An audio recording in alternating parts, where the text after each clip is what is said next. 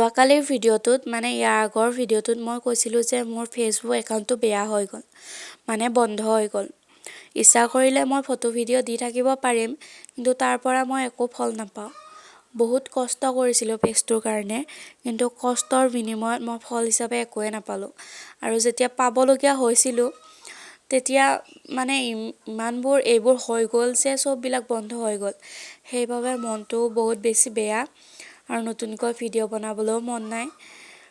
এইখিনি ক্লিপ হৈছে নৱেম্বৰৰ 3 তাৰিখৰ। সেইদিনা গৈছিলোঁ মই খুৰাহঁতৰ লগত শ্ৰী শ্ৰী ৰত্নাৱলী সত্ৰলৈ, আৰু ক্লিপখিনি ৰাখি থৈ দিছিলোঁ, কিন্তু ভিডিঅ' বনাই দিব থাকিয়ে গৈছিল।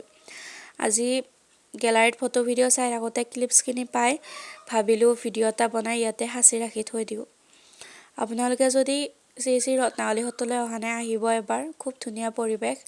আৰু ভিডিঅ'টো আজিলৈ ইমানেই আছিল। বাই।